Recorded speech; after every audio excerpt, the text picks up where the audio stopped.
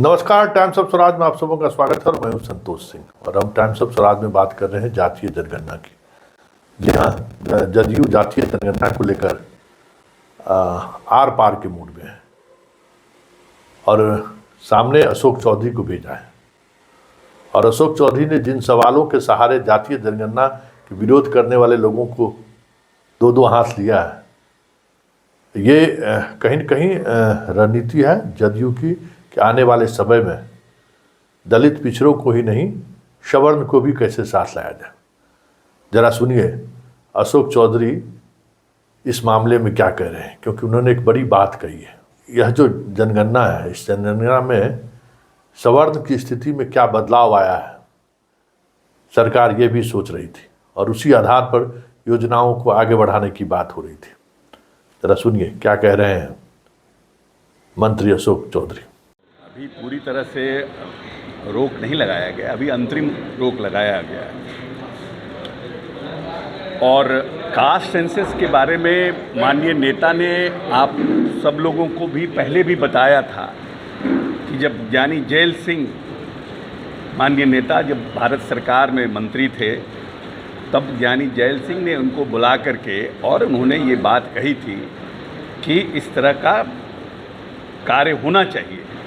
और तब उन्होंने तत्कालीन प्रधानमंत्री जी से जाके बात भी किया था, लेकिन उस समय ये संभव नहीं हो पाया था क्योंकि जो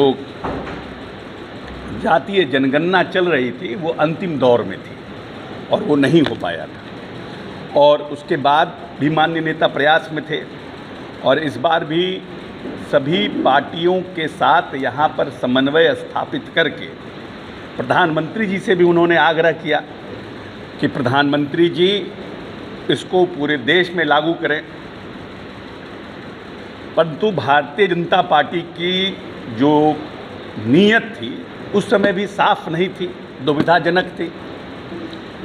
और अभी भी जिस तरह का हाईकोर्ट में रोक के बाद जिस तरह का बयान आ रहा है,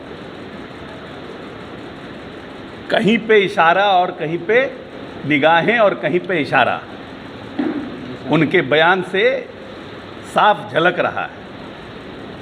हम लोग जो दलित पिछड़ी जाति के लोग हैं, ये प्रदेश पूरे देश में सबसे हाईली पॉपुलेटेड, सबसे ज़्यादा जनसंख्या वाला प्रदेश है क्षेत्रफल के हिसाब से।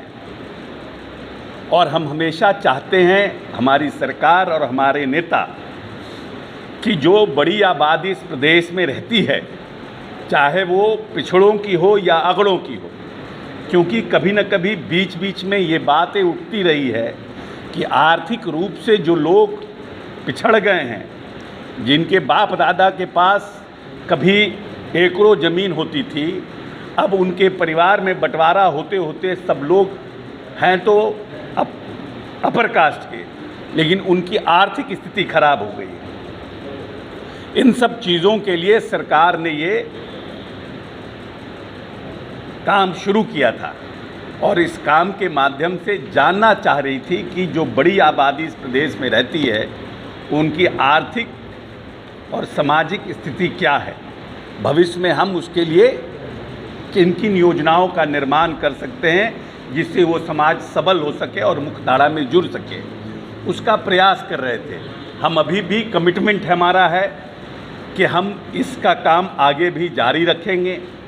हम लोग सरकार पूरे जो आदेश हुआ है, इंटरिम जो ऑर्डर हुआ है हाई कोर्ट का, उसको समझ रही है, उस पर बैठकें हो रही है और निश्चित रूप से इस पर कोई न कोई रास्ता, मजबूत रास्ता कैसे निकले, इसका निर्णय सरकार करेगी और हाई कोर्ट में भी मजबूती से अपनी बातों को रखेगी। जो लोग साजिश कर रहे हैं पर्दे के पीछे से, उनकी साजिशें नाकाम होगी, क्योंकि एक बड़ी आबादी इस प्रदेश में इसके पक्ष में है कि ये जो नीतीश कुमार ने जो काम शुरू किया है ये काम होना चाहिए।